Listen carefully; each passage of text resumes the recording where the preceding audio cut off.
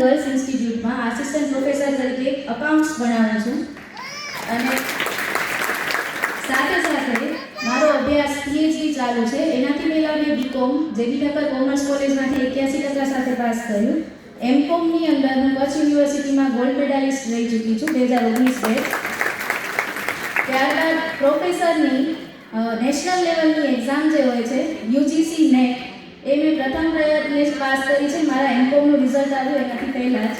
અને સાથે ગુજરાત લેવલની જીસેટ એ પણ મેં પાસ કરેલી છે ફર્સ્ટ ટ્રાયમાં.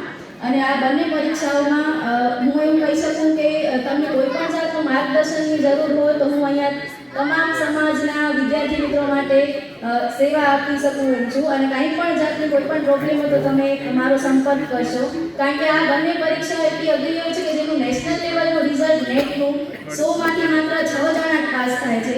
અને 2019માં જ્યારે મેં પાસ કરી ત્યારે કચ્છની અંદર માત્ર 3 એવા વિદ્યાર્થીઓ હતા મારા સહિત જેમણે આ પરીક્ષા પાસ કરેલી છે.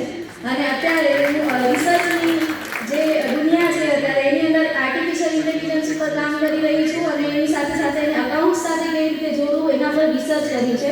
અને અકાઉન્ટ્સમાં મારો પીએચડીનો ટોપિક છે કેશ ફ્લો મેનેજમેન્ટ. અને આના લગતું અકાઉન્ટ્સ હોય કે કોઈ પણ કોમર્સને લગતી કોઈ પણ જાતની તમારી પાસે કોઈ દુવિધા હોય કે તમને કોઈ પણ મૂંઝવણ હોય તો કોઈ પણ વિદ્યાર્થી મિત્ર કે એમના વાલી મારો સંપર્ક કરી શકે છે. સાથે સાથે હું એટલું ચોક્કસ કહીશ કે જેવી રીતે મોહન સરે અને પાટીદાર સરે આપણને કીધું કે આપણા પાસે એવા શિક્ષણ જગતના કેટલા બધા વ્યક્તિઓ થઈ ગયા છે, એવી જ રીતે હું એવું માનું છું કે સ્વામી વિવેકાનંદે કીધું છે કે દરેક વિદ્યાર્થી માટે કે ઉઠો જાગો અને ધ્યેય પ્રાપ્તિ સુધી મંડ્યા રહો. જ્યાં સુધી તમારો ગોલ પૂરો ન થાય ત્યાં સુધી તમે એની પાછળ જ રહેવું જોઈએ કે આપણે આ એક દિવસ તો બનવું જ છે. જેમ કે જ્યારે બીકોમની અંદર હું ગોલ્ડ મેડલમાં માત્ર 1.5 માર્ક્સથી રહી ગઈ હતી, 1.5 માર્ક્સ, ત્યારે મેં એવું નક્કી કર્યું હતું કે તડકામાં ઉભારીને ડિગ્રી નથી લેવી, રાજ્યપાલના હસ્તે એમકોમમાં ગોલ્ડ મેડલ જ લેવો છે. અને એના માટે મેં 2 વર્ષ સખત મહેનત કરેલી.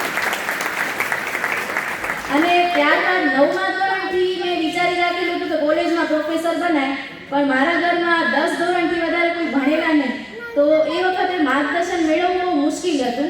અત્યારે આપણી સમાજમાં ઘણા બધા શિક્ષિત લોકો છે, તો એ વખતે મેં એવું નક્કી કરેલું કે જો હું આ લાઈનમાં આગળ વધીશ તો હું મારા સમાજને પણ મદદરૂપ થઈ શકું એવું ચોક્કસ કાર્ય કરીશ.